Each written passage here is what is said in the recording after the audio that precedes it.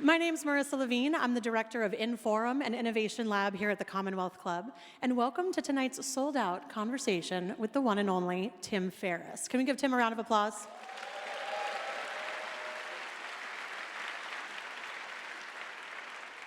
Now, some of you might have been here back in January when Tim released his book, Tools of Titans, and we were thrilled to find out that he had another book that I could use to build my biceps.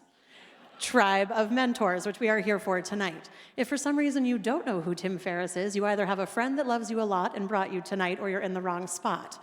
But if you're here, you're already a fan of his popular and best-selling books, podcast, blog, and more, and we're really excited to hear from him tonight. Now, Tim and the person joining him on stage tonight are friends. So before we get started, take 30 seconds and turn to the person next to you and introduce yourself.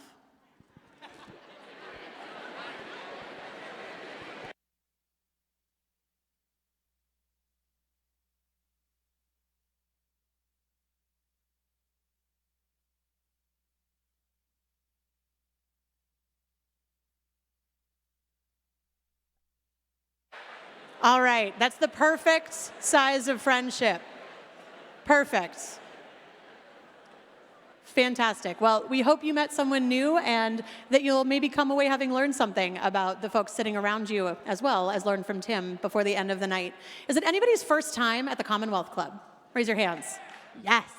We love that. Well, you are new, we are not. We've been around for 115 years, no joke. I know, I like that. 115 years deserves a round of applause too. We are a nonprofit, nonpartisan civic forum that produces more than 400 conversations just like this every single year. We do it through the support of attendees, volunteers, donors, members, and community partners, and it takes a lot to do what we do, so thank you for your support of us. We record our conversations for radio, for podcast, for YouTube, and make them available to the public so that they can learn just as much as you do by being in the room. We would love to see you again soon if it's your first time. Just a few great events coming up before the end of the year. Monday, December 4th, a conversation about free speech with UC President Janet Napolitano and Berkeley Law Dean Erwin Chemerinsky. Friday, December 8th, comedian Eliza Schlesinger, and lots of other programs coming up soon for January and February, so keep your eyes on commonwealthclub.org. Tonight, we will be taking your questions for Tim. Take a look around. There are question cards on some of your seats, as well as fabulous volunteers circulating with question cards. Write your questions down and kindly pass them to the end of the aisle where volunteers will pick them up and they'll make their way on stage for Tim. Please be legible. If we can't read them, he won't answer them. I know. Well, copies of Tim's book, this wonderful book, complete with pre-signed book plates, are available for both pickup and purchase down here in front after the program ends. Tonight, we'll also be live tweeting from Inforum SF. Tim, as you also know, is on Twitter, so join us there. 2 rules: ringers off and screens down. There's always one of you. Check your phones right now. Nobody likes to be that guy. So look. And now, please join me in giving an extremely warm welcome to Tim Ferriss.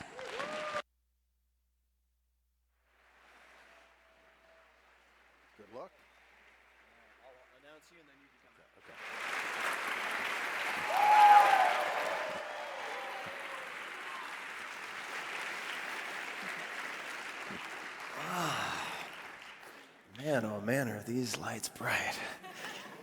I hope you can appreciate the shiny forehead. It's going to be with you all evening.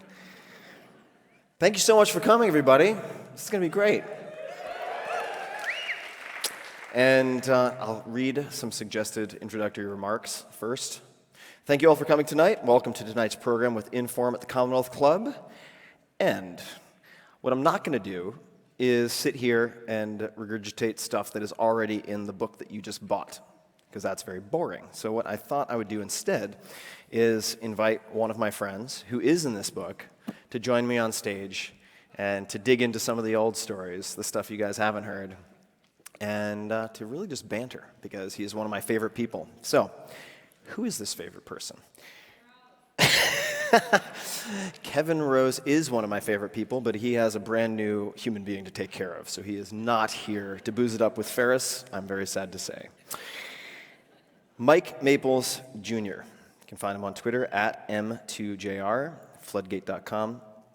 Mike Maples Jr. is a partner at Floodgate, a venture capital firm that specializes in microcap investments in startups. He's also the person responsible for introducing me to tech investing in general. And we go way, way back. He has been on the Forbes Midas list since 2010 and named one of Fortune magazine's 8 rising stars. Before becoming a full-time investor, this is very important, Mike was an operator. He was involved as a founder and operating executive at back-to-back startup IPOs, including Tivoli Systems, which was acquired by IBM, Motive, IPO Motive, acquired by Alcatel-Lucent. Some of Mike's investments include Twitter, Twitch.tv, NGMoco, Weebly, Chegg, Bazaar Voice, Spiceworks, Okta, Demandforce, and many, many, many others. Please help me welcome to the stage Mike Maples.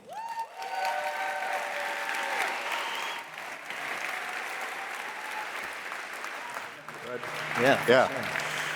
I thought we were just having a little chat at like a bookstore or something today. I guess you tend to draw a crowd. I keep forgetting that.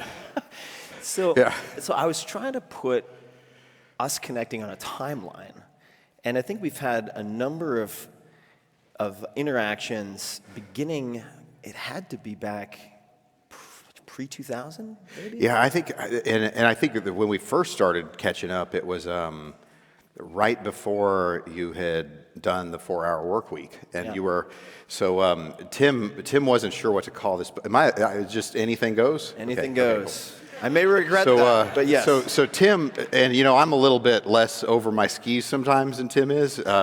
Well, it depends on the area, but whatever. So Tim was deciding whether to call the book the 4-hour work week or drug dealing for fun and profit.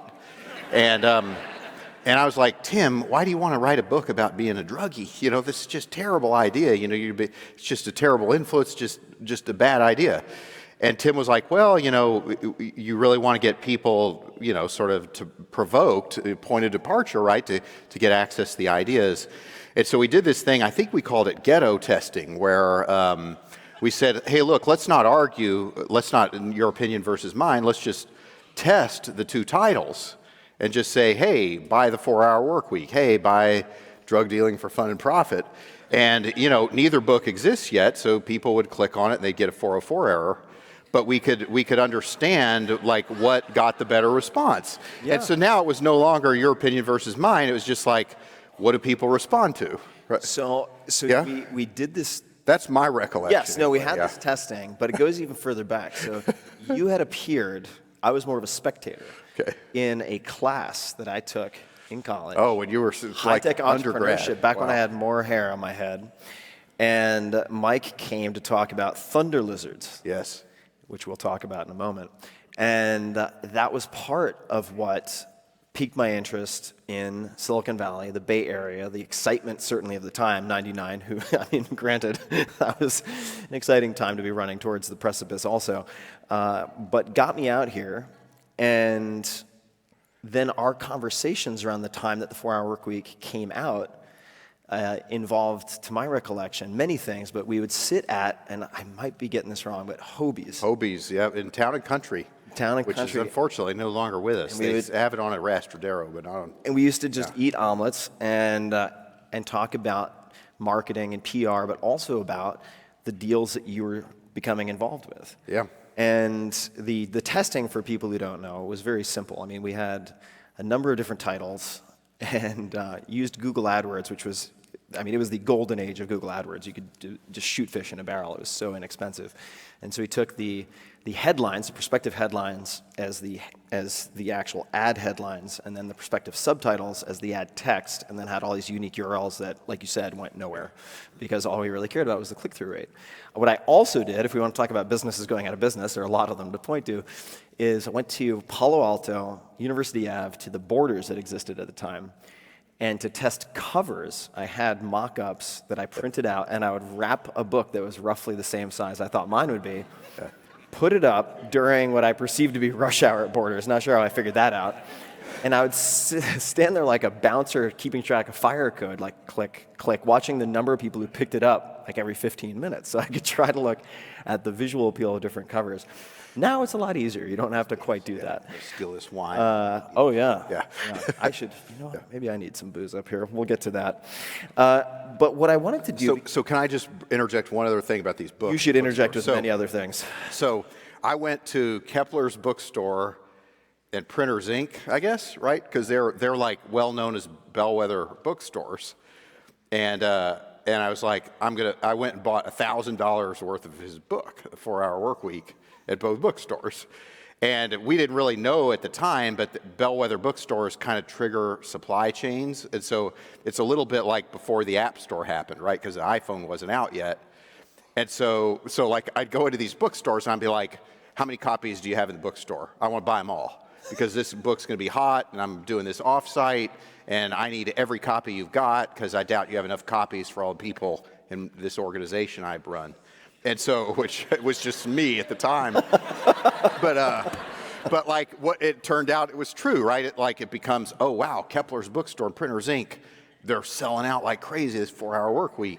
And then it's just a hot heat seeker on the New York Times, and then more people read it, it becomes up with it. Obviously, it was a good book, that helped. But it was like, just looking back on it, how crazy that was, because like maybe you thought it was going to be this huge breakout bestseller, but I remember I was just like, hey, I'll read these drafts and like I'll help however I can, and like I hope it works out, but whatever, right? It was. I think you offered one of the very first blurbs in the first edition of 4-Hour Workweek. After you read additional copies, I go, okay. Yeah, you're maybe like, I made it up. I'm not do sure. a quote. She's just like, okay, I'll do one. But when we're talking about this alchemy, for instance, Kepler's, let's just say. So unbeknownst to me, there's certain stores that trigger certain other things, and there's this, I'm not going to say black magic, but there's this, these tipping points. So now people look at what you've accomplished and the investments you've made and the Midas list and everything, and it's, oh my God, Mike Maples, sort of in quotation marks. But my understanding is that you had a tough time getting hired as a venture capitalist when you first got here. Can you talk a little bit about that? You know, it's like in Coach Bill Campbell. How many people have heard of Coach Bill Campbell before? Fair number. And for those of you who haven't, I'll just give the quick version. Bill was an early executive at Apple, and then he ran a company called Claris, and then Go, which flamed out, and then he was CEO of Intuit. But probably more significantly, became kind of the most famous coach in Silicon Valley. He'd been a football coach before he was a business guy. And so he was on the board of Google and Apple. And actually, I got a chance to work with him in Twitter and in Demandforce, which were two companies he got involved with that we invested in. And Bill's favorite song was "You Can't Always Get What You Want" by the Rolling Stones. And it always struck me that, and we won't do too much of the book, but that sometimes the stuff you're not getting right now that you think you want wasn't the thing you really wanted. And so I couldn't get any venture firms to hire me coming to Silicon Valley. I was just this random guy who'd moved to Silicon Valley from Austin, Texas, never done an angel investment in my life. And, you know, Kevin Rose, one of your favorite guys, one of my favorites too. The first two entrepreneurs I ever backed were Evan Williams, who ended up doing Twitter, and then Kevin Rose. And by the time I met Kevin, no venture firm would hire me. Nobody thought I knew consumer internet because I was an enterprise software guy. Nobody thought I knew how to invest. And I was like, Kevin, look, I just, I really need you to take my money on this thing. And I, you know, that's what we call a high leverage opener. I'm afraid that I'm going to have to go on hunger strike in your apartment if you don't take my money in this Dig deal. And, you know, he ended up letting me, you know, Kevin and then Jay Adelson let me invest in Dig. And, you know, Dig had a kind of a circuitous path, but, you know, I look back on it.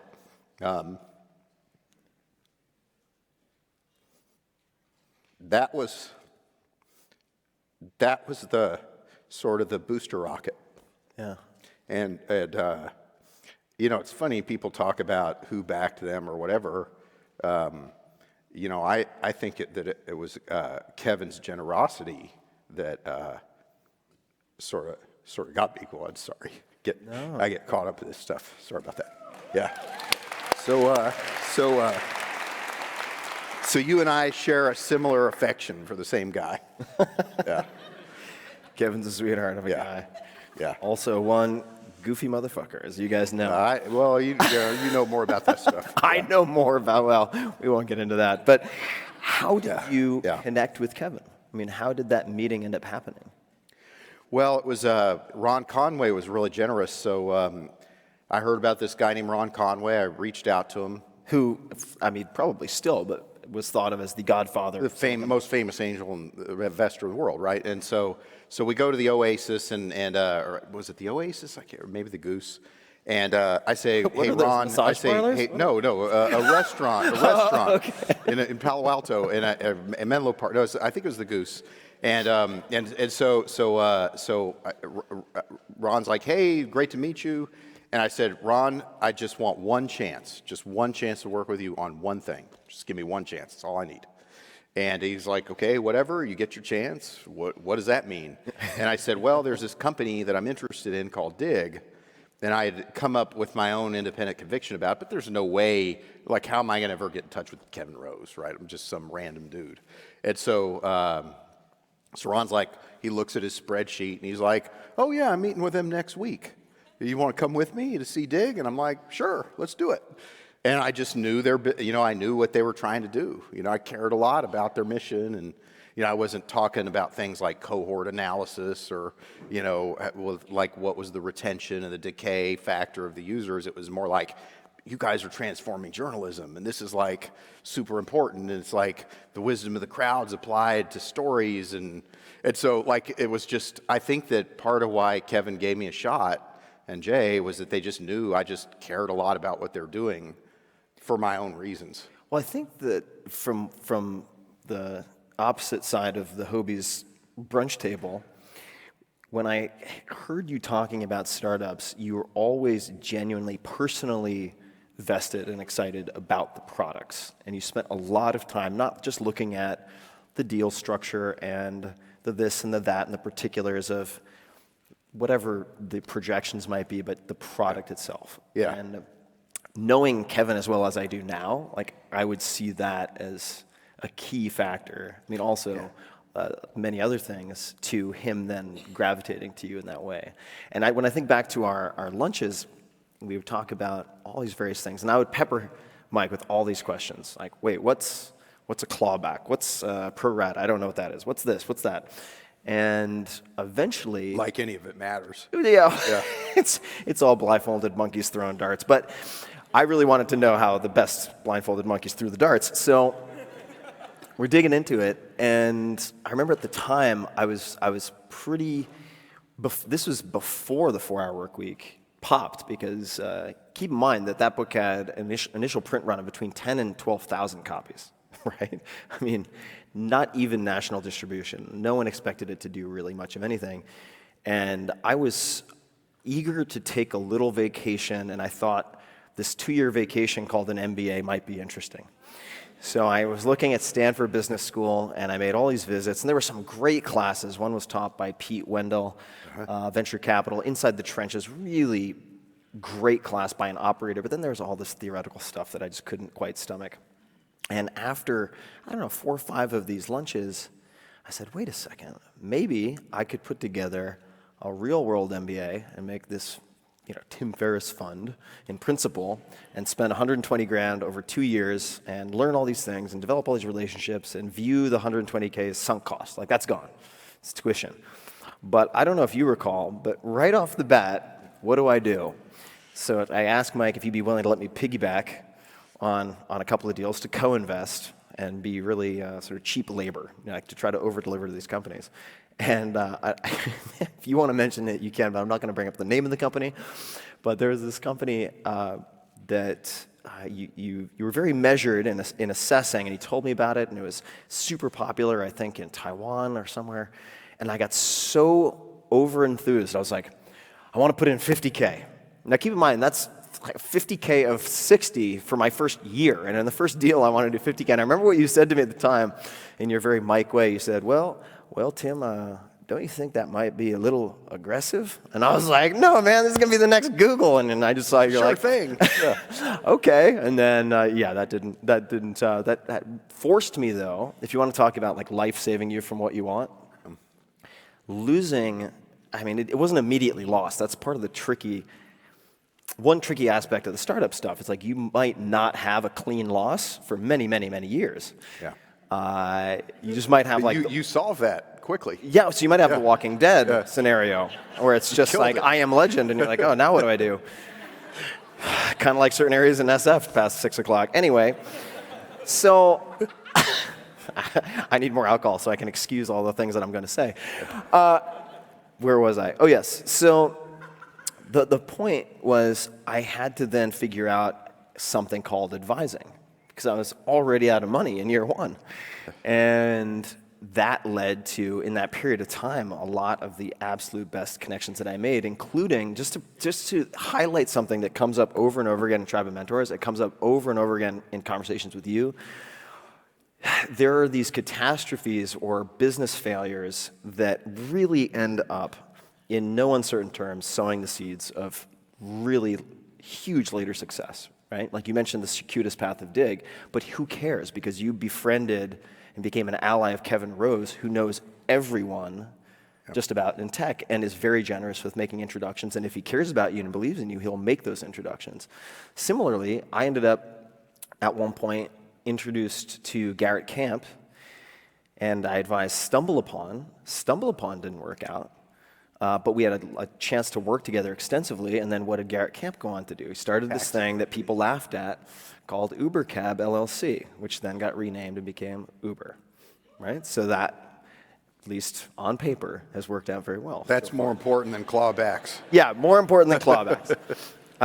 So first and foremost, thank you for shepherding me, even as You were a quick study. as it much seems. of a blunt instrument as I was into all of that. But could you tell us about some of the responses from the venture capitalists, these rejections? Like, what happened? Can you tell us about a meeting? You don't have to name names, but like, how did these meetings go? I don't blame them. I mean, I'd never made an angel investment before. I was from Austin, Texas. I had no network here. I just show up saying, "Hey, I think I want to be a VC." And that's not Seems like a reasonable pitch. That's not a very straightforward path. And so, I would call up Sequoia Capital and say, "Hey, I'd like to interview for a job at Sequoia Capital." And that's just not how it really works. And so, I have no animus towards anybody. Like they probably, they probably made the right decision at the time for what their parameters were. So you have a characteristic, it seems, at least in the way you express yourself, that I don't see in a lot of people, and that is you seem to hold very, very few grudges. I don't think I've ever heard you express ill will towards anyone, especially in this day and age. That's a rarity. Is that something that you've always had by birth, or is that something you developed? Why is that? It's a waste of time. But how did you learn that? How did you embody that? It is because if you, I don't know. I kind of look at it like life is short. You don't have much time. Every day's a gift, and the part of the secret of happiness is to figure out what your gift is and to offer it to the world, and to not worry about all the noise and the hype around you that says what you should do. Think for yourself and don't waste any energy on the stuff that doesn't matter to you. And holding a grudge is a symptom of not knowing how you want to spend the gift of today. And so, it's hard to hold a grudge if you're so focused on I'm excited about these things, I can do a good job at this, I can't wait to do this stuff. How do you have time for grudges? It just doesn't make sense, right? It doesn't make sense. Yeah. I mean, there's a few people, just be honest, but yeah. So you land in Silicon Valley. Sequoia's like, And it wasn't just Sequoia. no. I'm Like, not trying to chafe their singling nuts them for out, undue reason. I'm just saying. I'm singling them out because I was taking a fling at an impossible dream. Oh, and Sequoia's Yeah. like, hey, Harvard, I want early acceptance to start, and I want to start in the middle of the year, even though I don't have the prereqs. I mean, in a sense, right? And I have no resume, no grades. That's a hard pitch. Yeah. And they're really good at what they do. Yeah, But it turns out it was, yeah. Yeah, Hard pitch. but you land here, you don't get the jobs. You are given this gift of an introduction through Ron with really smart wordsmithing. Hope you guys are listening. Like the pitch is really, really important and nuanced. You end up meeting Kevin Rose, so you invest in Evan. Now, at the time, was it Twitter or was it? It was Odeo. It was Odeo. So walk us through how that unfolded. Well, I thought, I was in Austin, and what I would do is, my kids were in grade school, and so we weren't sure whether to move yet. So I would come out every Sunday night and stay till Thursday.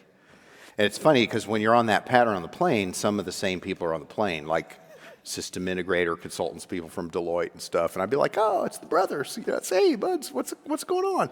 But so I'd be on these plane flights with all these people.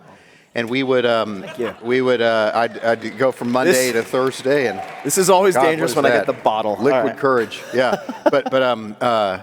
And so I thought, okay, I'm gonna take 9 months and figure out if I can find something exciting in Silicon Valley.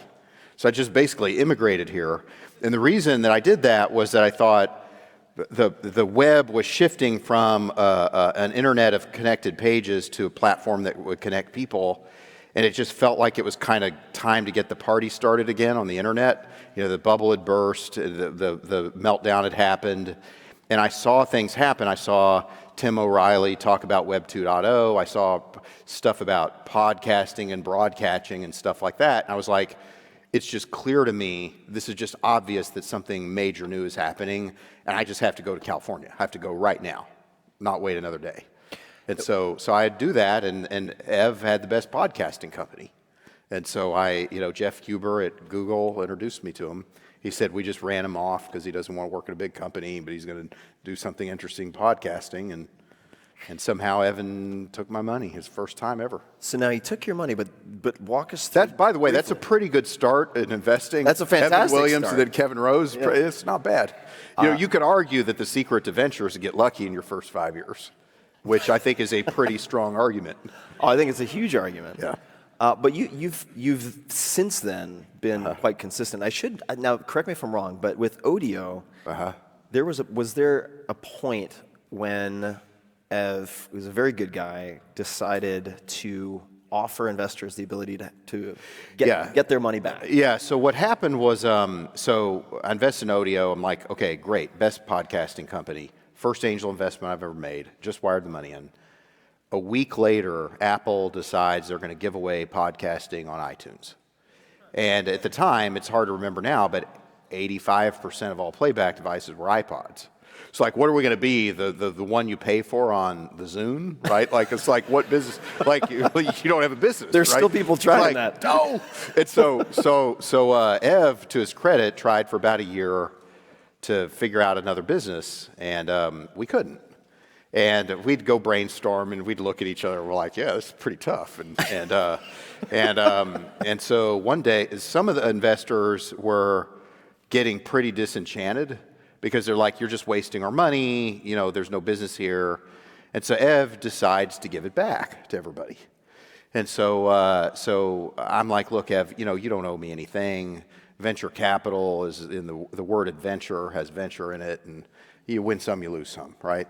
He goes, well, this is the kind of the deal I've struck with some of the bigger investors, and it would help me a lot if you just went along with it. And so I said, well, as long as you let me invest in your next thing. And he goes, well, part of this deal is I get to keep this IP that I've been working on the side, and we're trying to decide whether to call it Voicemail 2.0 or TWTTR. And it's one of Jack is working on it along with Noah, and we're figuring this out. And I'm like, come on, Voicemail 2.0, and like, why don't you put the vowels back in? Because like Twitter without the vowels sounds like Flickr, and that's derivative and whatever. So I don't think I had anything to do with that, by the way, but like it was just my gut reaction. So he goes, you say what you're doing. And I'm like, well, then what? Okay, yeah, then what happens? And he goes, at 140 characters or less, because we wanted to do cell phones and stuff. And I'm like, this is before the iPhone, right? So I'm like, okay, and then what happens? He's like, that's it. That's all it does. And I say, what's the roadmap? There is no roadmap. And what's the revenue model? There is no revenue model. And so I say, Ev, why do you even think this is a product, much less a business, a company? And he goes, oh, I have no idea if it is. But he goes, here's the way I'm thinking about it. Like Blogger, 1 million people used Blogger software. And this is, Ev's first company was Blogger. He was one of the pioneers of blogging. He goes, podcasting's kind of hard. You had to use Audio Studio, you had to record stuff, you had to put it on an RSS feed. He's like, it just took more effort. He's like, what happens if you had microblogs, and rather than 1 million people did microblogs, 10 million people did microblogs? He's like, I think if 10 million people did microblogs, the burden of proof will be on the people who are negative. And so I was like, sounds good to me. I'd like to invest in Twitter or Voicemail 2.0, whatever you call this thing. And he says, well, it's not a company. There is no investment. But and then a few months later, maybe 6 months later, Twitter blows up at South by, which is such a delicious irony, right? Because it's from Austin, right? The town I just come from. And a couple weeks later, Ev says, hey, and I thought by then, it's like a hot air balloon drifting away. There's no way I'm going to get to invest. Ev's going to have forgotten, and everybody's going to be chasing him. And he calls me up one day and says, hey, did you mean it when you said you wanted to invest in Twitter? And I said, yeah. And he goes, well, we're about to take our first money, and if you want to do that, now's the time. Wow. Yeah. Ev's a good guy. He is.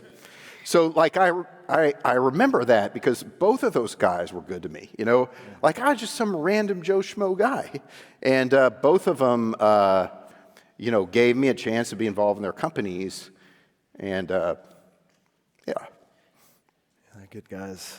And I try to remember that. Every time an entrepreneur pitches us, I try to remember the grace those guys showed me.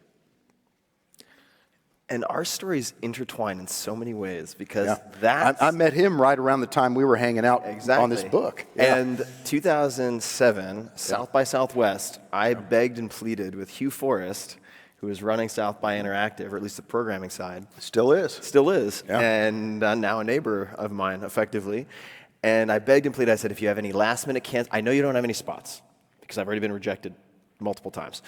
But if you have a cancellation, if there's anything that moves and there's a spot, please let me know. I'd love the opportunity.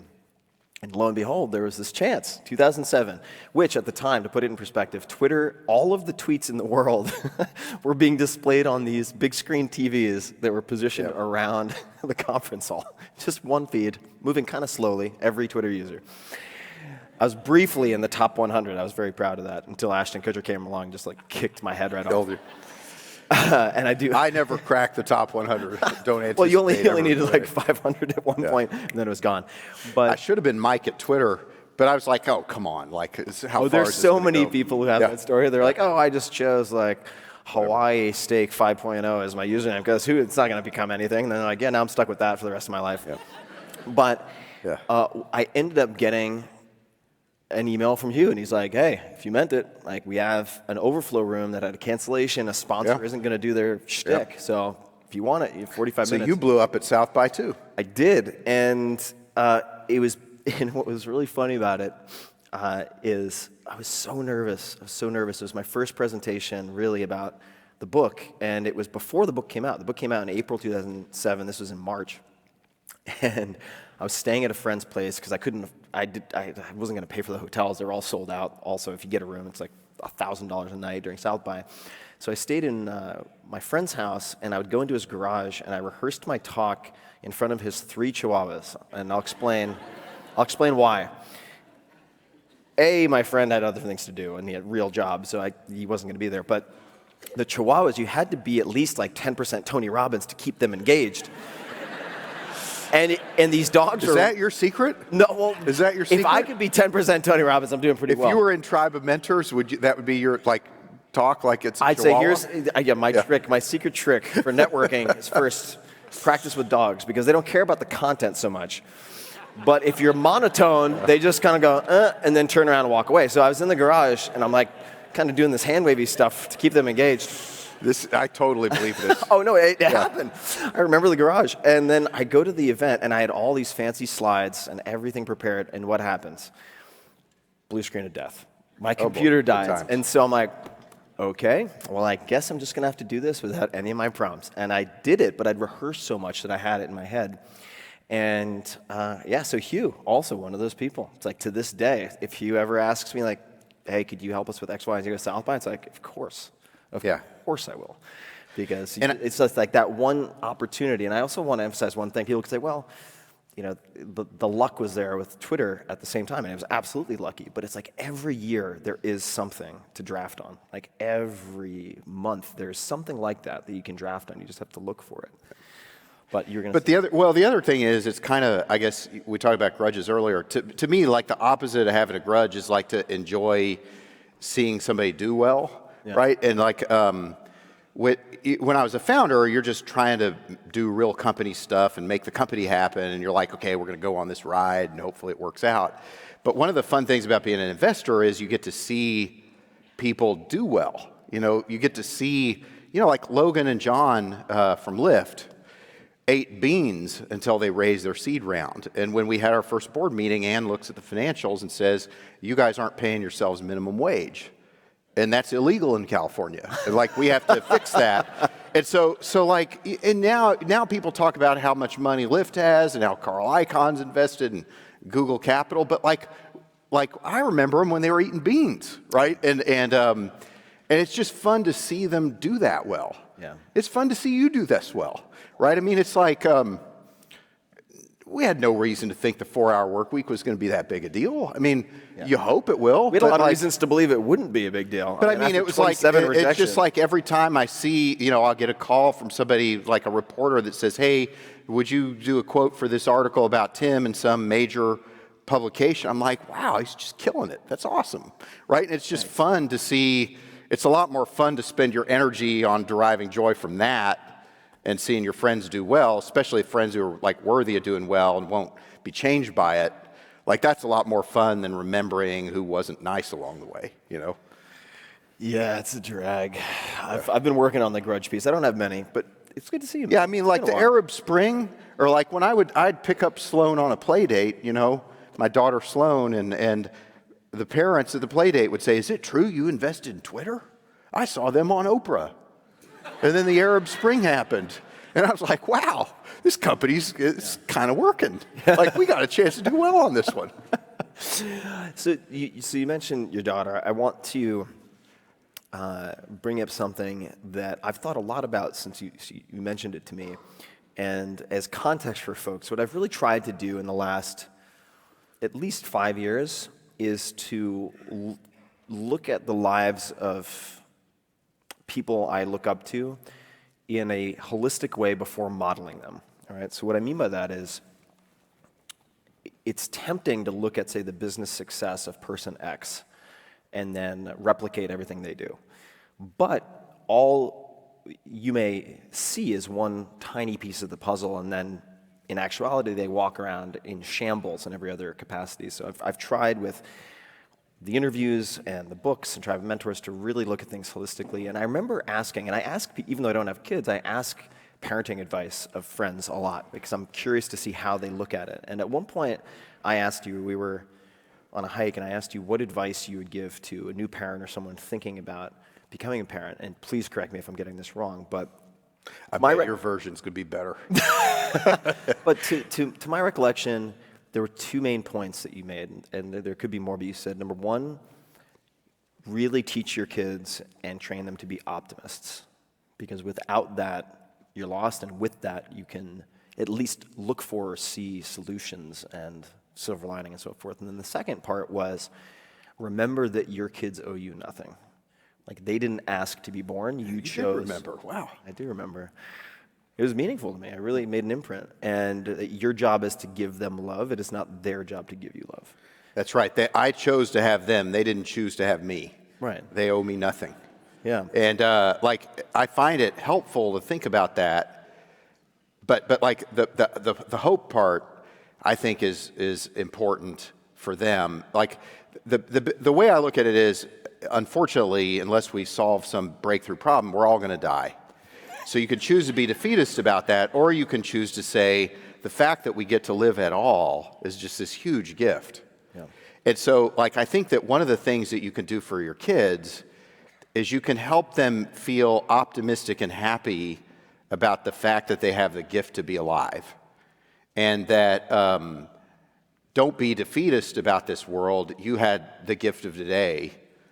And as long as you have the gift of today, like you should be, like you're on the path to the light, right? And if you can give your kids the gift of being optimistic and hopeful about the future and grateful that they have the time they're going to have, like I think that that's helpful for them, because like kids get judged, and all of us are unkind to ourselves in our own mind, and we're judged by people all the time.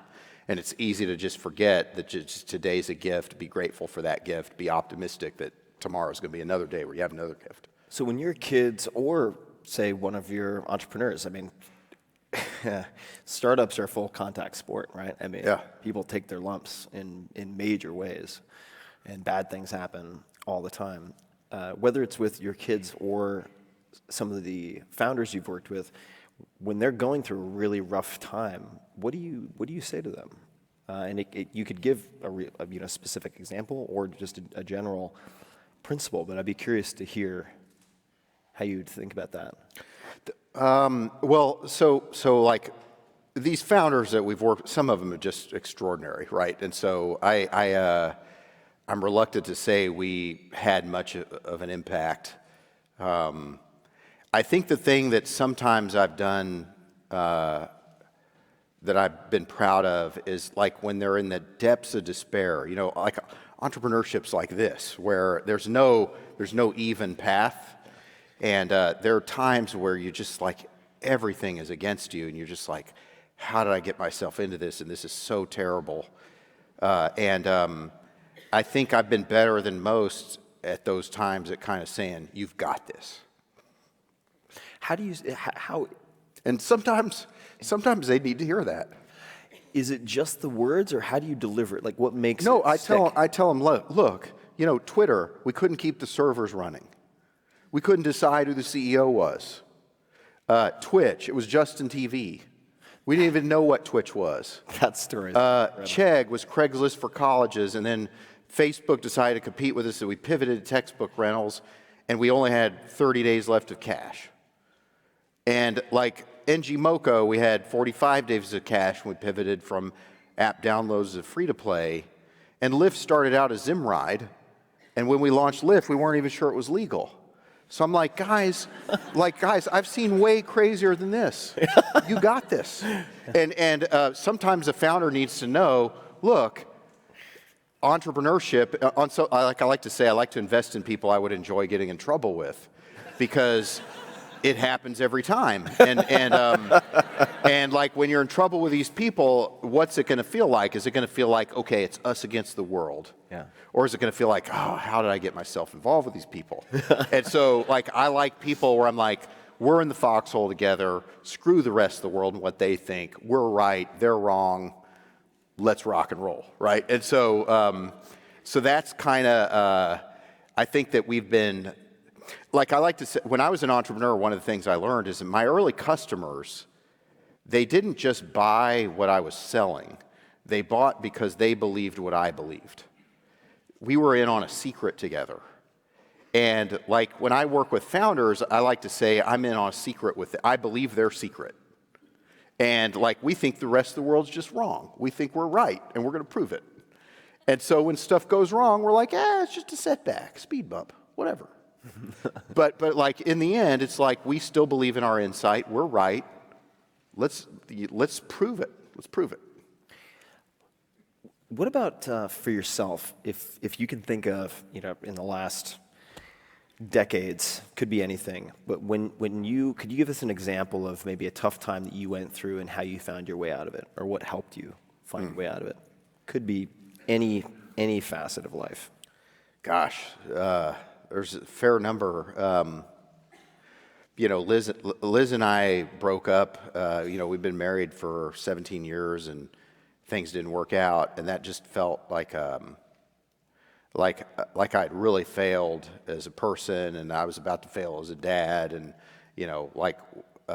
what else was there if I failed at those things? Then what could I even think I was successful at? So that was a tough time. But fortunately, kiddos turned out okay, and I tried the hardest I could to navigate that time the best I could, and kids turned out great, and Liz and I get along just fine, and you win some, you lose some, but at that point in time, it just felt like everything I had done in this life was screwed up, and I'd just totally blown it. How did you not just succumb to the depths of despair and stay there? Yeah, and someday, we need to have some more wine to talk about this, because I know you've said that you've struggled, right, at times with feeling depressed. And I'm like the worst person to talk to depressed people, because I just don't understand the concept. And it's like I'm not judging, right? But like I'm just like today's a gift. Yeah. And like I have to like make the most I can out of it, and if it doesn't work out, make the most out of tomorrow. And by the way, like I don't look at that, like I don't think that my way of thinking is better than your way of thinking. Like it's sort of like you're leaner than I am, you could probably run faster, jump higher. I don't sit there and say, give me your legs, right? I just realize that we're all different, and I realize that like I've had a few blessings in life, and one of them is to be grateful for every day. And like for that to be the high order bit, no matter what's happening, I'm like, you got to have today. So was that just a life raft that you had throughout that entire period that each morning you would remind yourself of, or how did it manifest on a daily basis? It's just ever present. It's just obvious to me. It's like breathing oxygen. Man, I need to borrow your code. All right. Yeah. But I don't say that as like, listen to me and my advice, I'm so smart. It's just I was lucky enough to be configured and wired that way. So I want to make a suggestion to everyone in the audience, and this is based on observing Mike over and over again. When someone says to you, well, you can explain it to me, I'm not a fast thinker, I'm from Texas. When someone pulls that, you should really be careful. And I actually borrowed that from you, and I was like, I think I can use this because most people think people from Long Island are idiots. Great. So I'll be like, explain it to me again, because I'm not clear. My brain doesn't move that fast. I'm from Long Island, and everyone's like, what? And then, so thank you for allowing me to steal I'm that. glad I could help you act simple. I'm glad. So I wanted to bring up, and this is actually something we have not spoken about publicly or privately before, but Commander John Boyd. Yeah. Can you explain who Commander John Boyd is and why you're a fan? Yeah, so Commander John Boyd was a flight instructor for the Air Force. And there was this expression that in a simulated dogfight, he could beat any pilot in like 30 seconds or some outrageously quick amount of time. And people were like, well, how does he do that? And he taught this form of combat, which was about moving very quickly. And so if you place yourself in the time I was reading about John Boyd, it was also when I was working with Eric Ries and Steve Blank. And so Eric Ries was a consultant at Floodgate before he wrote The Lean Startup. He's famous just like, I have this magnetism for famous future-to-be authors, I guess. So we were talking, and we're like, something really important is happening here. Offshore labor, search engine marketing, open source software, broadband penetration, global markets. And it seems like you can get a product to market for less money, you can do it faster. And Steve Blank started talking about this guy named John Boyd. And so John Boyd was this flight instructor in the Air Force, and he could beat anybody in a dogfight super fast. And Boyd's fundamental insight was that sometimes you can win a battle purely by being faster. So like, let's say you're in a Russian MiG and I'm in an F-16, and I make the wrong move, but you haven't moved yet. And then I make the right move before you've moved yet. Just the mere fact that I was able to make a move and course correct before you made your counter move means two things. I can get in the right position relative to you, but more importantly, it's very disorienting to you because you don't know where I am. I was here, now I'm there. And so the philosophy of John Boyd that was inspiring to me back in 2005, and one of the reasons I started Floodgate was I was like, you can do this as an entrepreneur and an investor. And so the F-16 fighter jet was designed to John Boyd's spec. An F-16 doesn't fly faster than a Russian MiG, but it changes directions faster. And so the F-16 fighter was a system. It wasn't just the plane, which could change direction faster. It was the mind of the pilot. And the mind of an agile pilot with an agile plane will beat a Russian MiG all day long. And so, so I was like, that's what's going to happen with startups. And that's why 500,000 is the new 5 million.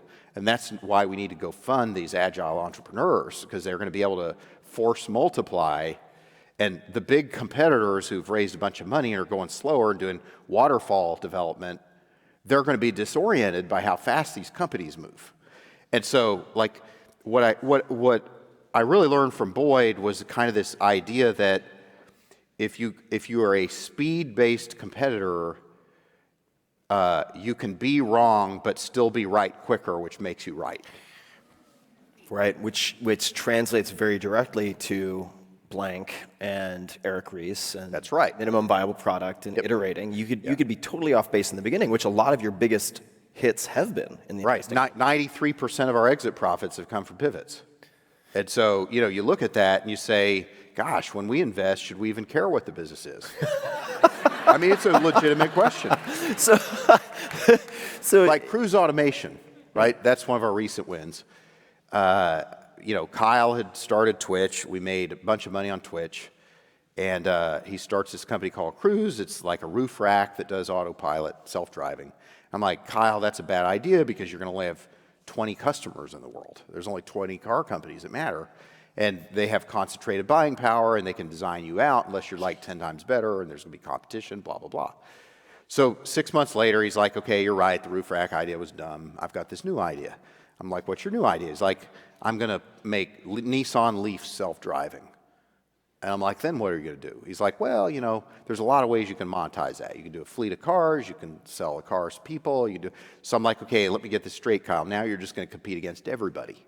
You're going to compete against Uber and Lyft and Tesla and GM and everybody, Bosch. He's like, yeah, but, I'm passionate about this. I've been doing this since MIT is my research project, and I just think this is the way to go. And I sat there and I thought about it. And I was like, this guy made me 84 times my money last time I wrote him a check. I think I'm just going to write him a check. And so I go to the partner meeting at Floodgate, and thank God we don't have a voting system. And I say, I think I've decided I'm going to do this cruise deal. And everybody reads me the riot act, and they're like, Mike, come on, I understand that a business model can be vague, but you cannot even articulate a path where this is a business. And neither can Kyle. And I was like, no, but you don't understand. And he's an awesome founder. And he's got incredible insights. He's very passionate, blah, blah, blah. So everybody just is like, talk to the hand. This is stupid, whatever. So we had two new venture partners who became partners, Ryan and Arjun. And 6 months later, they get bought by GM for more than $1 billion. And Ryan and Arjun go, boy, it's really a shame we talked you out of this cruise deal. And I said, oh, we funded Cruise. And so I was like, of course we funded it. I secretly have super voting rights on every deal. No, at Floodgate, there's no voting system. It's just somebody has to pound the table. And so if somebody pounds the table and says, I will take ownership of this and I am responsible for the outcome of our returns, the deal happens. But if everybody around the table is an A- and says, I think this is a good deal for you to do, Tim, or you to do, Ann, or you to do, Ryan, or you to do, Arjun, but nobody says, I will pound the table, I'm irrationally in love with this, doesn't happen. So we kind of think that in the super early stage, kind of love conquers all. And it's like, when you're going through all these times, you're getting all this trouble, it's your love for the idea and the founder that will cause you to overcome whatever you face. And you have to have enough authentic love and passion for the idea and the founders that you're willing to pound the table and say, I will defend this. I will defend 140 characters or less, even though people say it's stupid in 2007, right? So you just need one person who is, in some cases, irrationally exuberant and willing to defend the idea for a go signal. For sure. And then, so this is really fascinating to me.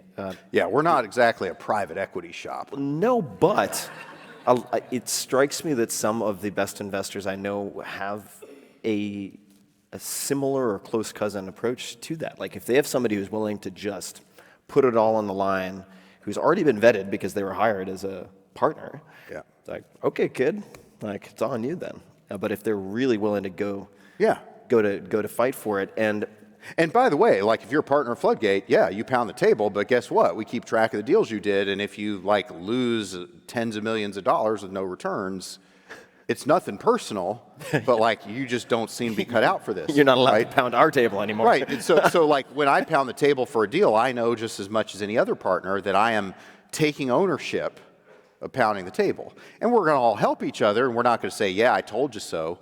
But it's like if I pound the table, I'm saying I care enough about this idea that I'm willing to have some of my track record and credibility be tied to this.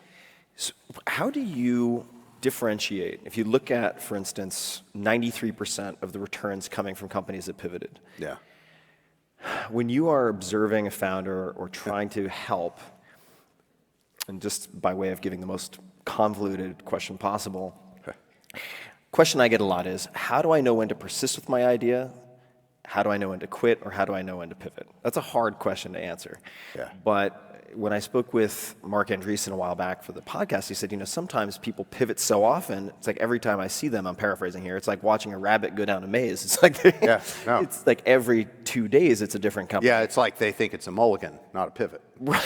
Right. So how do you help guide or even assess a good pivot versus someone who's merely unfocused?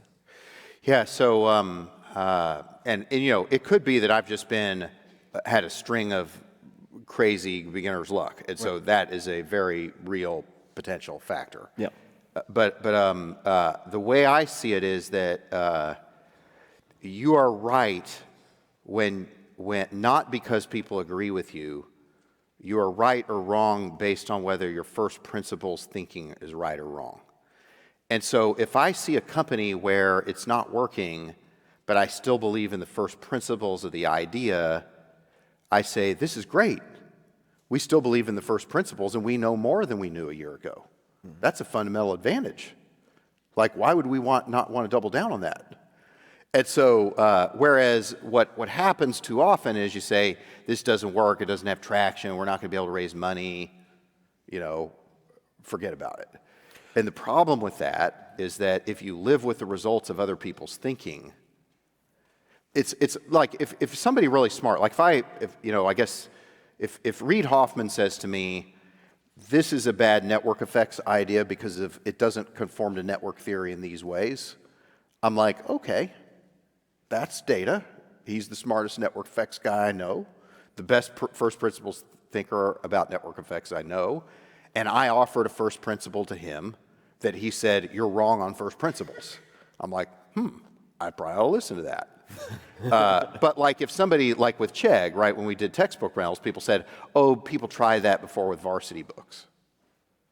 And like, who gives a shit? That was 5 years ago. Like 5 years ago isn't today. And so like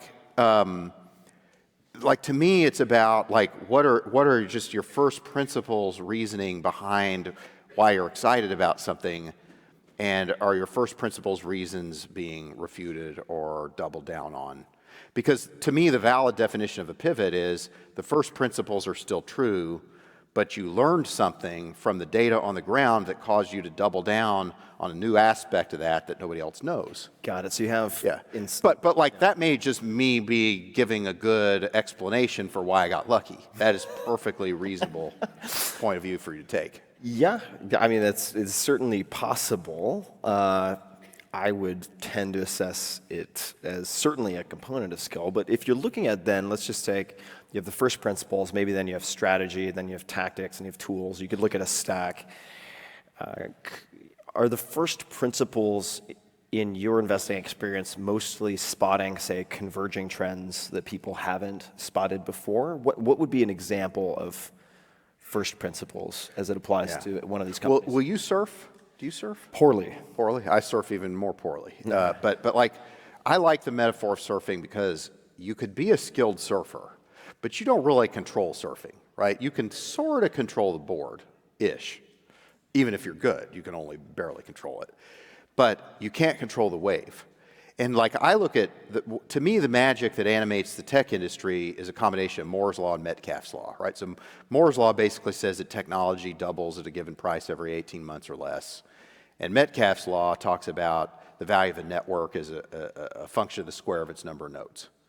And so I think we all benefit from the magic of Moore's Law and Metcalfe's Law, and it's like literally as powerful as the ocean waves below you when you surf. And so, like, I look at it like the job of a startup founder is to surf a valid wave. And the wave is usually bigger than the company, right? Like, when we invest in Lyft and Cruise, we had this belief that network capitalism is supplanting vertically integrated corporations and that there would be network transportation, just like I believe there's going to be networked real estate, network manufacturing, all this stuff. And so we believe that those gathering waves are more powerful than any one company. And that the job of the tech entrepreneur is to leverage the awesome, massive power of all of the fury of the ocean beneath them, of Moore's Law and Metcalfe's Law, just surf into the beach. And, like, give Moore's Law enough time, it will breach the advantage of any incumbent. And give Metcalfe's Law enough time, and it will create an insurmountable moat. Google tried to take out Twitter with Jaiku. Didn't work. Didn't matter because Twitter had a network effect. And so, like, to me, like, the tech industry is magical. Like, there's been tulips in the past. There's been the crash of 29. There's been the real estate bubble. There's bubbles all the time. There's manias all the time. But tech is animated by two valid exponential forces that are super powerful. And they are the asymmetric attack vector of the entrepreneur. They are the rock in David's slingshot. And so, I look for founders who have some type of fundamental contrarian insight about where a wave's about to gather. And then hopefully they have the stuff to surf it. And if they do, I'm like, hey, let's rock, unconditional love, let's go. Well, you gave me some related advice really early on. I remember. Do you need any more, by the way? Any more wine? Good? Yeah. I think I have a wine deficiency. Yes. Yeah, I would love some more wine. I got you. Thank you. Okay. You gave me some advice. I remember it was at a restaurant in Palo Alto. There was an event gathering. Reid Hoffman was speaking. I was attending, and we were having wine, much like we're having right now. And we were talking about some deal I was flummoxed by because I had certain primitive parameters for investing, and I was getting somewhat ridiculed for my simplistic parameters. Like, I need to be a power user of the product. It needs to match with the demographic, the sort of core audience that I have. And I got a lot of flack for it. And I remember you said to me, well, if those are, say, you didn't use these words then, but like your first principles, those are your sort of criteria. If you're going to make, in some cases, really good investments when people are poo-pooing the idea, but it perfectly matches sort of your criteria. When they're Based on first principles. Right, based on first principles. Conversely, if it doesn't match your first principles and you're getting into a deal because it's closing tomorrow, but we can feel you in, or whatever. Yeah. if you're just following some consensus, however small, but it doesn't conform to your first principles, that's where you're going to lose your money. Yeah, this is where, like, people talk about social proof. I think social proof is bullshit. I think that it's so my favorite example is actually an Elon Musk example. So I don't know if some of you may have heard this, but I thought you were going to say, I think some of you may have heard of him. I was So, like, yes. fair to assume. Yeah. Yeah. He talks about SpaceX, and most people think SpaceX is like a better NASA, but that's not true. So you think about a rocket, 0.3% of the cost of the rocket is the fuel. And the rest of it is what gets burned up in space, what doesn't come back. So Elon says, okay, if you could have a reusable rocket, you could maintain 99.7% of the value of the rocket by bringing it back to Earth. And if you could do that, you could have a 2 orders of magnitude improvement of the economics of space travel. That's first principles thinking. Or when Ev says if 10 million people write microblogs, that's 10 times more. The burden of proof is on the people who are negative. And so, like, I don't have to see the business plan to say that's an insight I can get behind, right? Conversely, I'll see plenty of business plans that look incredibly straightforward, and I eliminate them immediately because they're just not exponential enough and they're not first principles enough. And my whole business isn't about how often I lose. It's the magnitude of the rightness when I win. And so, like, when I win, I have to win super freaking big. This is such an important point, and because it applies to life and not just. Well, it depends. Like, if you're a PE guy, you don't want to Private lose. equity. You don't want more than private equity. You don't want to have more than like a 15% loss ratio. Sure. So you want to take out risk, but I'm not a risk taker outer. I'm a luck multiplier, right? Like, I'm not asking what can go wrong because I'm investing when it's worth zero.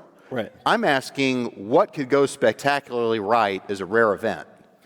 And I only have to be right a fair number of times as long as the idea has the exponential awesome power to just take us to the promised land. Well, this is part of what appealed to me about the startup game as you explained it to me, because it's a hits-driven business. You can be wrong a lot, but if you have decent rules that have some basis in reality, Maybe. Yeah. Maybe, then as long as you're, we have to get into like portfolio theory and stuff, but as long as you're investing enough in these bets that they can, say, return the fund or whatever the parameters might be, it's a fun game, and certainly a dangerous one. But let me ask you this, because I remember how impactful, and then we're going to go to audience Q&A in my pink basket that I brought. If you were teaching, you can pick the age. It could be college freshman, college senior, high school senior, doesn't really matter. Graduate school. If you were teaching a class on entrepreneurship, so you're not teaching people how to be investors. So we do now. We teach one at Stanford. Oh, you do? Yeah. Well, that makes this easy. So Yeah. what do you teach? What are the sort of differentiators of the class? What we try to do is help people understand that there are things that we can learn from these prime mover entrepreneurs who create massive abundance, and it's about more than just having a good product. Product market fit, clearly important, but designing a company, what's your culture? Are you going to define it up front or just kind of let it happen? What's your category? Are you going to design your category, just let it happen? Are you going to chase revenue, or are you going to accumulate attractive customers? And so, like, what we try to emphasize a couple things. One is great businesses truly are valuable, and so we should try to think about building a scalable business with the truth of value in mind, rather than what's the latest fad and how do we raise money or what's a paper unicorn or any of that stuff.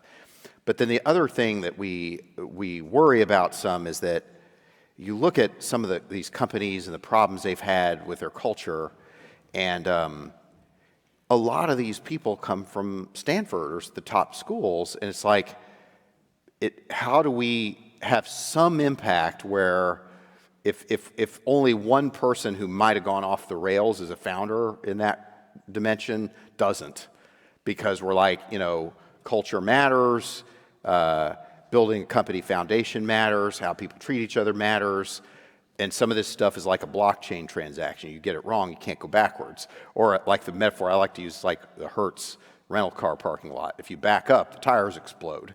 And so you can't, some of this stuff you can't really back up, and so getting it right the first time, there's a lot of counterintuitive lessons, and it's more about just having a good product. It's about designing a company and a category in addition to the product. And, having a point of view about how you're going to bring abundance to the world and not just get rich. And so the class is sort of about that, and about just like, the other idea is that, like, if you're a prime mover, you don't just have to be a tech entrepreneur. Like, you could be the French laundry guy, Thomas Keller. You can be Elvis Presley, and you invent rock and roll. Or you can be Albert Einstein. You could have a theory, or MLK had a dream. But it's sort of the idea that we try to express to people is find your gift and express it your way. And entrepreneurship is only one way to express that gift. But if they learn anything from the class, it's not be an entrepreneur like these people. If entrepreneurship happens to be your calling, great. here's what great people do. But figure out your calling, figure out your gift. You don't have much time. Don't live someone else's life. Don't live by somebody else's thinking. Live your gift and actualize it to the fullest. How do people who, say, hear that, and I'm sure you go into much more detail in the class. Yeah, there's 13 lectures. No, it's 13 lectures, but for those people listening, if they wanted a place to start just to get a toehold, and they say, God, I want to do that, I just don't know what my gift is, what would you say to them? Like, what are the sort of whispers through the ether they should pay attention to, or any indicators? I'd say spend time with awesome people and work on things with them, and you'll find it. But most people fail to find their gift not because they can't find it. It's because they're too busy worrying about what other people think. And like one of the things that I find, one of the things I find inspiring is that I wrote this post one time and I was surprised that, I called it Finding Billion-Dollar Secrets. And the point that I was trying to make was that billion-dollar secrets are everywhere. It's just that people aren't looking to pick them up off the ground. They're looking at each other. They're looking at status. They're looking at, hey, when I was in high school, I got rewarded for giving the teacher the answer to the questions the way they wanted it. And then I went to the right college and got the right graduate degree and got the right job at the right company and lived in the right neighborhood and had the right designer kids, sent them to the right designer schools and was in the right country clubs, driving my right designer car. And they get focused on, Peter Thiel would probably call this mimetic behavior, right? This idea of people's desires being defined by the people around them and what's going to make a good impression on the people around them. The best entrepreneurs I know, they're just like, screw all that. I know why I'm here in this world. That secret on the ground, that's my gift. I'm picking it up. I'm doing this. And like that to me, that's the thing I'd tell my 20-year-old self, my 15-year-old self, my kids, is like, figure out your gift, your gift. It's not the world's opinion of your gift. It is yours. It belongs to you. And figure out the gift that belongs to you and express your gratitude for the time you have by offering that gift. I love it.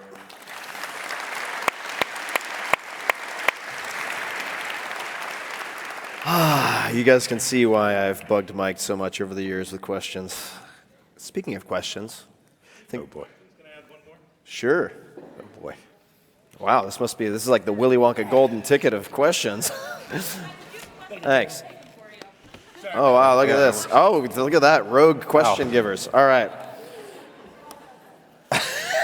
I hope a lot of these I had questions no idea are what from was you. happening. I'm This going is to learn exciting. a lot more from your answers, I think. Yeah, no, this is like the improv jazz of question receiving. All right.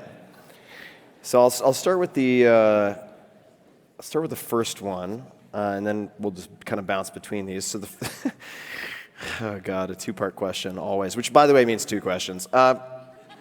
Where would you have moved besides Austin? There are a few places I looked. I love Austin. I've wanted to move there since I graduated from school. I just didn't get the job at Trilogy Software. Funny story. Founder of Trilogy was my roommate in college. So I could have helped you out. I know. I could have hooked you up. I didn't know what to do. I was lost, a babe in the woods. Boulder, Colorado. I'm a huge fan of Boulder. I also looked at BC. I really like British Columbia and areas up in Canada. Sorry, Americans. Thank you. Whoa. And there were many different places that I considered, but Austin has this gravitational pull for me, so I ended up there. What changed my mind on the significance of fiction versus nonfiction, really, it was because I had onset insomnia, and I did not want to turn on my problem-solving apparatus by reading business books and so on before bed. And I found that fantasy, Dune, Ender's Game, Stranger in a Strange Land, The Name of the Wind. Read that, but be prepared to wait like 17 years for the last in the trilogy. You ever read The Count of Monte Cristo? You know, I haven't. Oh my gosh. Speaking of a book about grudges. Ooh. So since we're on books, what books do you most recommend or gift to other people? Gosh. Lately, I've liked, there's a woman named Bronnie Ware she wrote a book called the top 5 regrets of the dying. And she was a hospice nurse who would spend time with people in the last 90 days of their life. And she would learn like what their regrets were, or sometimes she'd learn what their happiness was. So there was an example of this woman who was from a super rich family, and she decided to marry an artist, and the family excommunicated her, and she's like 32 years old, she gets cancer, and she dies. And she hasn't heard from her family in years. And her mom comes to her at the end and says, to be honest, I was just jealous. You were living life on your own terms, and I've got all these obligations. I don't even like my life that much. And I was just kind of pissed off that you could go marry some artist and be this happy. And I realized, how wrong I was. But this woman who's dying says, I have no regrets. I got to be with the person I wanted to be with. And I would have loved to have lived longer, but nobody knows how much time they're going to have. And at least I got to have the time that I got the way I wanted to have it, the best I knew how. And then they would have another person who the opposite was true. They would be dying and they'd say, promise me, Bronnie, that you will not live life according to other people's thinking. Because I lived my whole life trying to please other people, and if I could have it over again, I wouldn't do that. And so she does a great job of having the example of the person who did it well with no regrets, and the person who's like, fuck, right? I'm dead now, and I could do it over again, I'd do it different. And and it's motivating to say, gosh, how am I measuring up against those 5 things? And so I like that book because it kind of takes people out of the here and now and kind of it forces you to confront a broader set of issues. Yeah, I think that for me in the last few years, I had a lot of death. Friends passed away in the last 2 years or so, and including Terry Laughlin, rest in peace, who's in this book, and just a few weeks ago.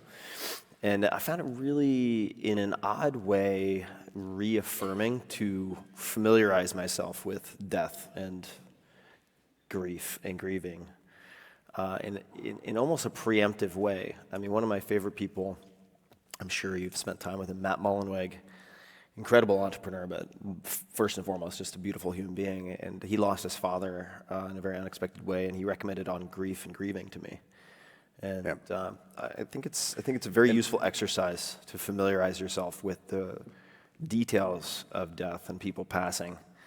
And I learned a lot of this from Julie, who's my love of my life and puts up with me. And, she's helped all these people who've had cancer.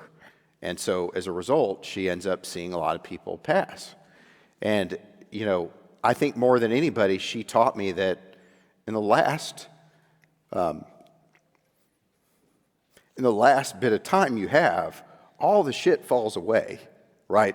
All the expectations, all the external stuff. And so you just hope that when that time comes, you're like, I did the best I could, did it the way I could. And so that's why I find that book helpful. It's not because I'm preoccupied with dying. I hope I live a long time. But it's like when the time comes, I want to say, I did it my way. I did the best I could. I honored the gift.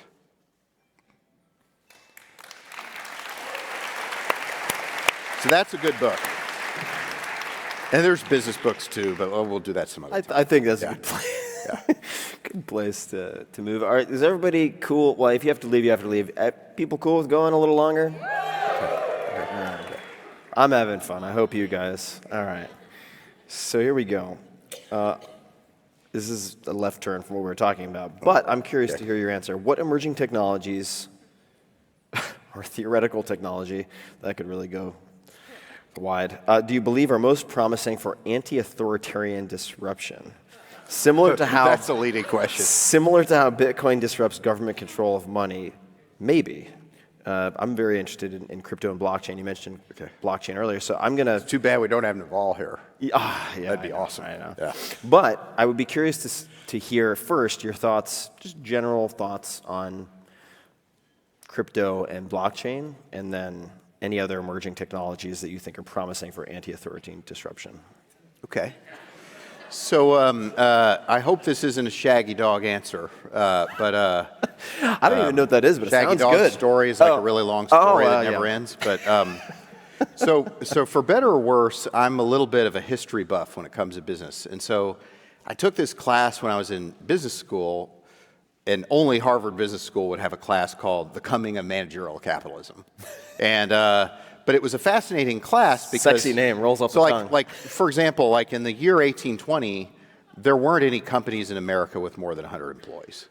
You know, because you had people trading, selling muskets or fur, or like if you were a really big monster company, you were like a spinning loom in Waltham, Massachusetts, and spinning yarn and fabric. Well, then the railroad and the steam engine come out, and that changes everything. So, like, what people don't realize about people like John Rockefeller and J.P. Morgan and Andrew Carnegie, like, imagine you're doing Standard Oil, and you want to compete with the guy in Pennsylvania on oil prices.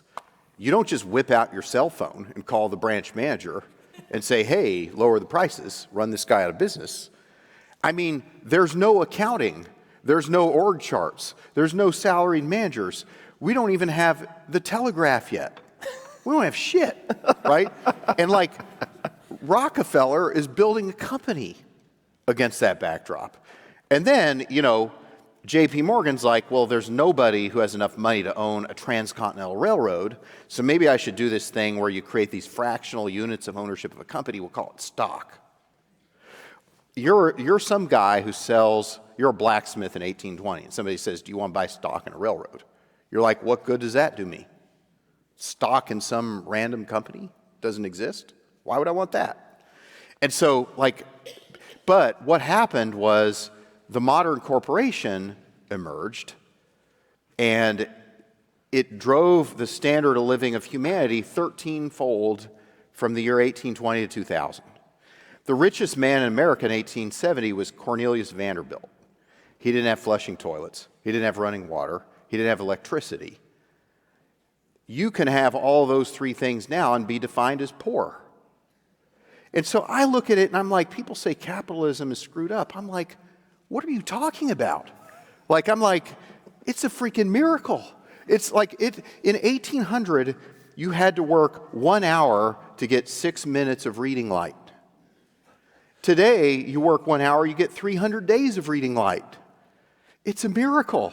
And you know, there's a lot of stuff that is wrong with how people are practicing capitalism, but free trade and voluntary, you know, I have this to offer, you have that to offer, we get to trade without somebody interfering, that's not the problem. That's not the problem we have.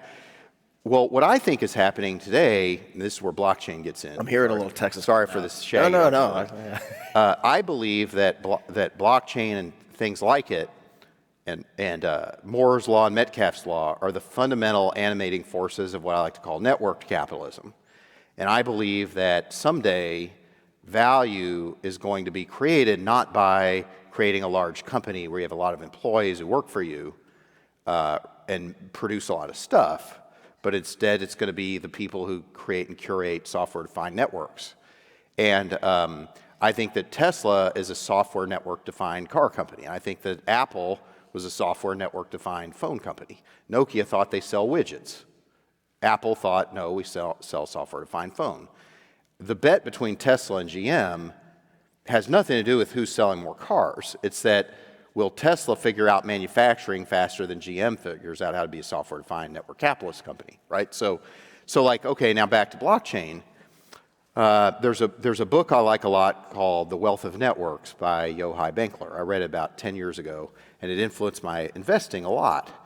And one of the things that Benkler talked about was we're going to move from the tragedy of the commons to the wealth of the commons. And the examples he used back then, he had Dig in the book, actually, and he had examples of user-generated content and open-source software. Well, what if, just like the stock market was a new way to practice capitalism for the modern corporation animated by the railroad and steam engine, that is a new way to create abundance, because you couldn't have had a national railroad unless you had a stock market. You couldn't have said, hey, who has enough money to build a railroad? There was no one person who did. And so now I believe that crypto has the opportunity to create the wealth of the commons. And rather than a centrally organized equity capital structure, you have a set of people who contribute to a project on their own volition. And if the other people, their peers in the community, judge their value as compelling, they get rewarded. So it's kind of like the wealth of the commons, but like I find it easier to think about crypto not through the lens of, oh, so are you going to invest in a crypto company? How many shares are you going to own? That's wrong.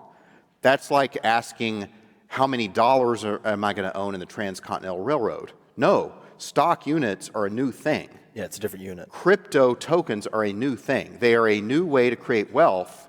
They are a new way to leverage the wealth of networks rather than vertically integrated, top-down owned companies. And so, like, I just believe that 100 years from now,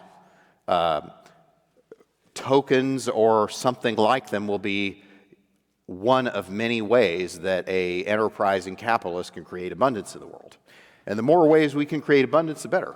Does that obliterate venture capital as we know it, or does it just reconfigure it so that you guys are investing in the pickaxes? Yeah, so like I don't really, it's funny, so like I'm friends with Vinny Lingham who did Civic, and the first time we met he's like, hey, ICOs make you irrelevant, but I'm happy to give you courtesy of my time.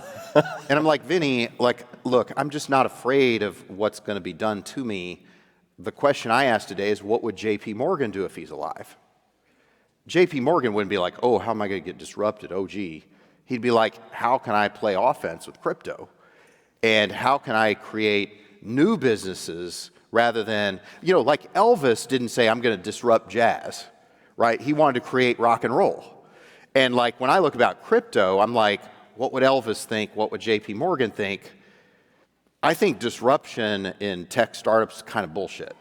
None of the tech startups I've invested in had people who said, you know, Logan and John didn't say death to taxis, right? They were like, ride sharing is going to be awesome.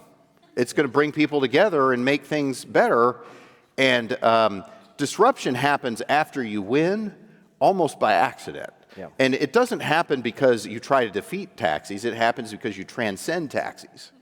And like, so like whenever people say, I'm going to disrupt something, I'm like, well, you're not a real entrepreneur. Because entrepreneurship comes from love and creation, not from anger and disruption and what am I going to attack.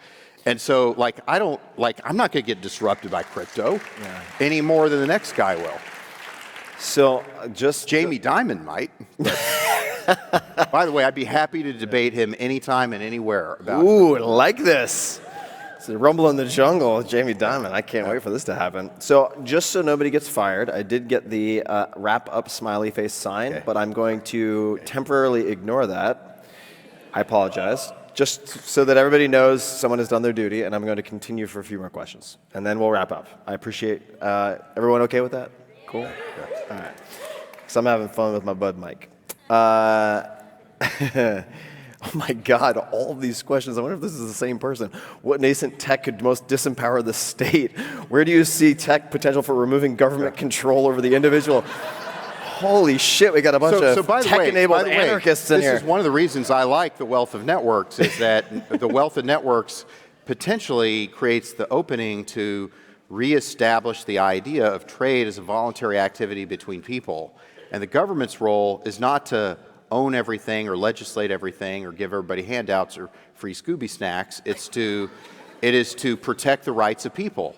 That's why I believe a valid role of government is to protect the rights of people. And what we've allowed our government to do is to have unsound practices with how they treat money, right? So the Fed is jacking with the money supply, and it's hurting honest people. If we want to explore that, we can. But like, the Fed jacking with the money supply is picking the pockets of the middle class, and it isn't right. And like, crypto has the opportunity to say money should have a price just like everything else. And just like we need to separate politics and religion, we need to separate politics and economics.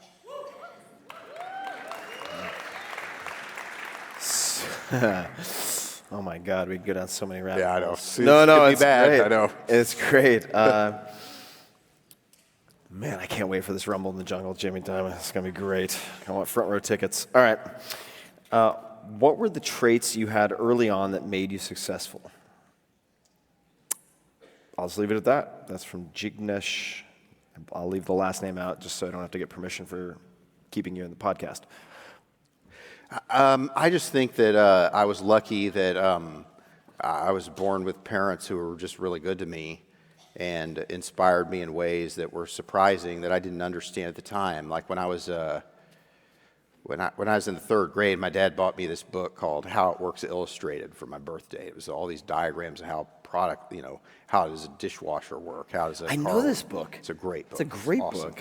And he writes in the front, he's like, I know this is a little bit advanced for a third grader, but, it'll make you think differently about life. And, someday you're going to invent things that are going to be in a book like this.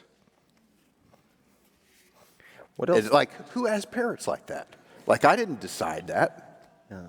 Just like, when you're a parent, your kids owe you nothing. It doesn't mean you can't be grateful when you get lucky and have good ones. Yeah.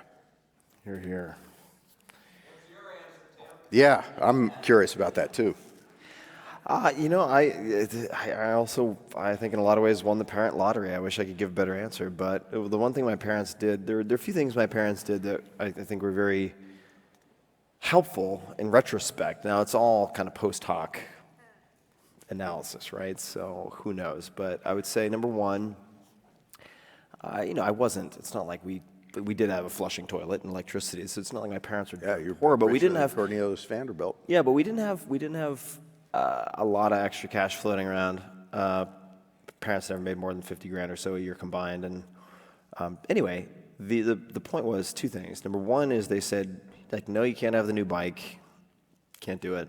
Can't do this. But they said, I mean, maybe it was by necessity, not by engineering, but they said, the one thing we have budget for is books. So if you really want a book, like, we'll figure it out. And so we used to go to the remainder table in this bookstore in our local hometown and pick books. And I remember to this day some of those books, just like you do. Fishes of the World was when I wanted to become a marine biologist for 10 plus years because of this book. And bought it for whatever, 70% off. And I carried it with me to school every day because the playground for me, I was a runt. I was a really small kid, born premature, got the shit kicked out of me like weekly until 6th grade. So I would stay close to the teacher with this book. And I remember, I've never talked about this, but I remember this one teacher, substitute teacher, not my real teachers because they knew me, but the substitute teacher said to my mom, you shouldn't let him bring that book to school. He's going to destroy it. My mom was like, what are you talking about? Like, he's not going to destroy that book. Like, it's the most important book he has. And they were very good at training us to want books. So that was a key. And then the second was, my parents and my mom in particular were really good at just exposing me to a lot of stuff. Yep. And it was free stuff. It's like, all right, we're going to take a trip to the aquarium when it's free. Totally. We're going to go to the beach and we're going to collect black sand with a magnet, and I'll try to explain what magnetism is. And my mom threw so much against the wall, and every once in a while something would stick, and then she would just put everything behind it.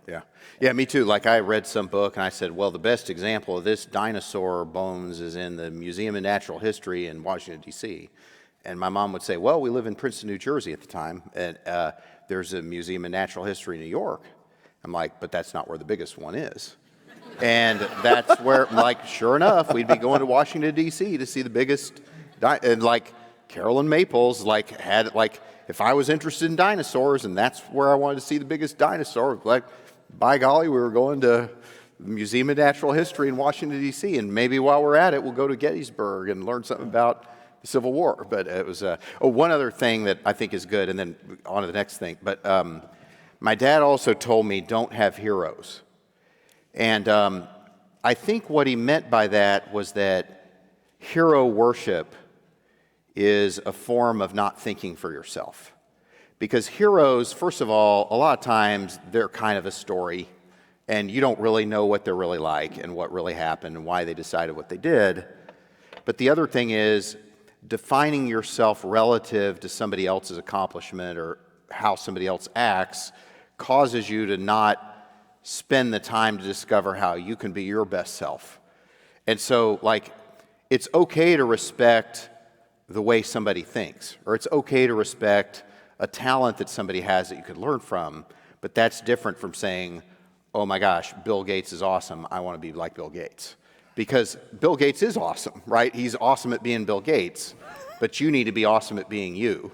Yeah. And like having a hero can cause you to drift away from that. So my dad was always very, whenever somebody famous on TV, you know, Ronald Reagan was president when I was young, he'd be like, be very careful not to have heroes. You don't know their whole story. He's like, he may be a great person, but don't have that person as a hero. Figure out what you admire that they do and try to understand that, but don't say, I want to be like that person, ever. That's a good guideline. Yeah, that's pretty good. That's pretty good. I don't know how I figured that out. This is a question from Anonymous. Very nice handwriting. What would you put on a billboard? Could be, I don't know if you answered it in the book. So I did, yeah. You did. So let's hear. It could be that or it could be something else. But how would you answer that? What would you put on a billboard that got out to millions or billions of people? There's two things. One would be integrity is the only path where you'll never get lost.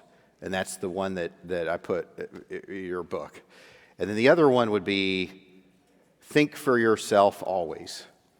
And thinking for yourself doesn't mean don't listen, but it means be willing to have first principles. And you are right or wrong not because of how powerful the person is who challenges you. You are right or wrong based on whether the content of your ideas and first principles is right or wrong. And you should seek out people who challenge your first principles like gold, because they'll make you better. But you should, you know, and that's like ego is about who's right and truth is about what's right. And if you become an authentic truth seeker in life, to me, that's kind of what it means to like think for yourself. Yeah, it's for you. It's yours. I'm not going to follow that up. Yo, come on, you got it. No, everybody wants to know your sign. I know, but I'm like the broken record player that says the same thing over and over again. All right, so I would say I'm going to give a new answer. Actually, I'll give two. So the first would be, and this is advice I got really early on that has stuck with me for decades now, you're the average of the 5 people you associate with most. And Drew of Dropbox, many other people would give similar advice. And I think it's just so important, emotionally, financially, psychologically. It's very important that you choose the people you spend time with. It doesn't have to be in person. It can be via podcast. It can be via books. They don't have to be alive. It could be Ben Franklin. I've learned so much from Richard Feynman and Ben Franklin, for instance, as just 2 examples. And can I just double down on that? Because and it doesn't even have to be 5 people that will help you succeed in your career. It's like Julie, right, who I was talking about earlier. One of the companies that we invested in, the founder's son was 10 years old, got a brain tumor. And so he has to be operated on in San Francisco. And Julie calls me and says, when are you going to get here? Like a few days later. And I'm like, sorry, I'm in this meeting. I'm like, where are you? She's like, I'm here at the hospital. Hugo's about to be operated on. Where are you? And I realized, she never said, hey, let's meet at the hospital. But what I realized from her was that she's like, what else are you doing that's more important than being here right now? Why did I have to tell you that? And she wasn't being judgmental about it. It was just, to her, it was just obvious.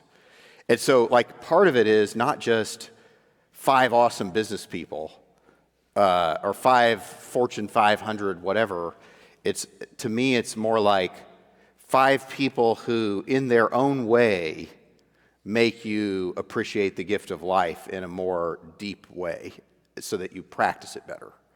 And where you say, wow, that person changed my point of view about how to use my time. How to use your life. Yeah. We're going to wrap up in a minute, folks. I said I would give something new. I've given you're the average of the 5 people you associate with most a lot.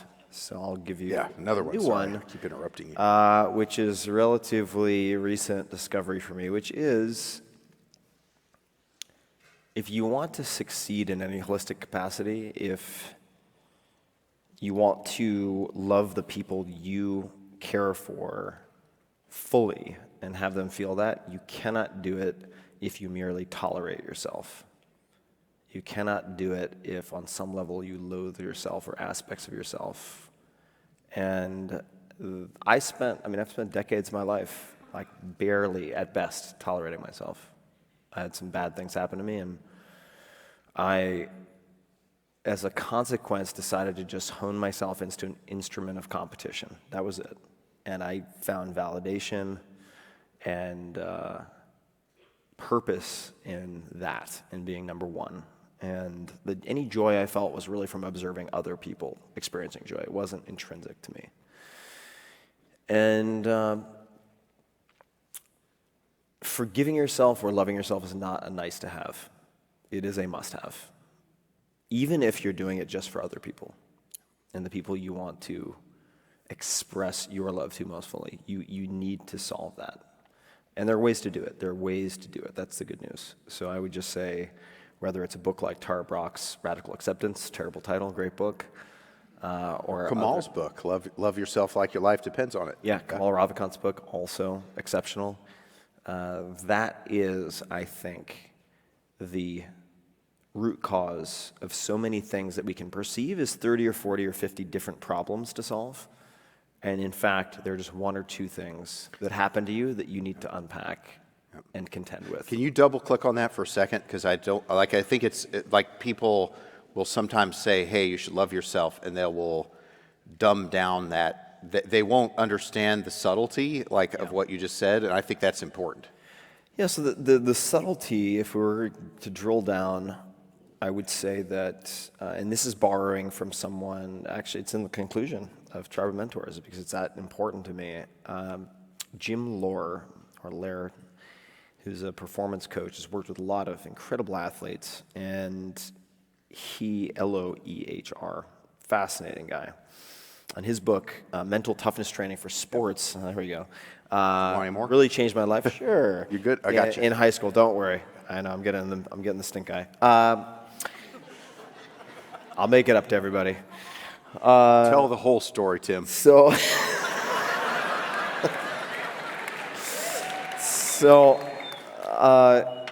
Jim expressed to me when I met with him to learn how to play tennis for the first time, just in the last year, which I'd always wanted to do my whole life. He said, in effect, the most important voice we ever hear in our lives is the voice that no one else hears. It's the voice in our own heads. And for my entire life, really my entire life, it's been the most merciless, brutal coach you would never wish on your worst enemy. Yeah, like raise your hand if you said something to yourself negative in your own mind today. Yeah. Right?